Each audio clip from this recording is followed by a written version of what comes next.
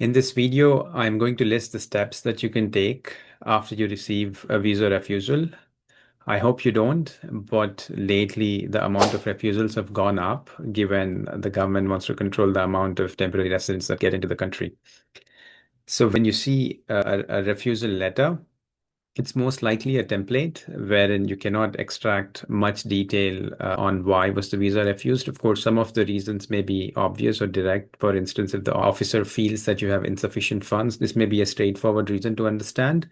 But refusal reasons, significant ties in your country or in Canada, these things may be harder to understand just by looking at the template. And I'm going to put down the links that you can go through, follow what I'm saying here.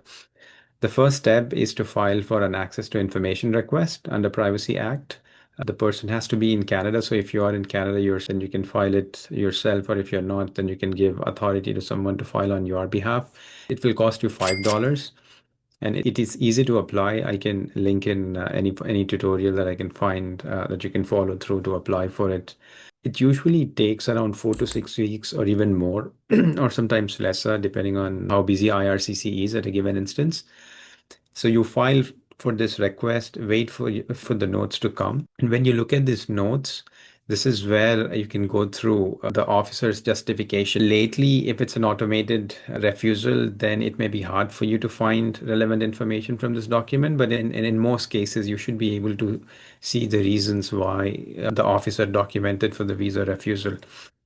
For instance, the officer will have some lines written around why they feel that you may not go back to your home country after your visit with regards to significant ties, or in proof of funds, they may comment on why they feel that the proof of funds are insufficient that led to refusal.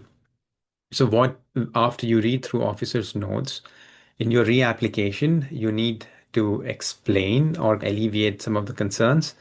So the way that to do is, if the reason is insufficient funds, then you need to ask yourself in your reapplication, do you have enough money now compared to what you had previously that you can justify that you can explain that you have enough funds in your fresh application. With regards to significant ties, this can be a little tricky because in most cases, I'm assuming that you would have documented the ties back to your home country. But if you feel that you could have done better, then you can address officers' concerns by adding more information with regards to ties back to your country.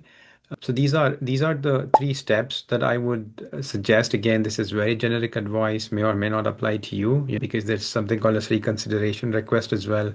But again, for a visa context, this is what I would recommend that you do. And you can always consult me, chat about strategy for reapplication. One, whether or not reapplication makes sense at this time.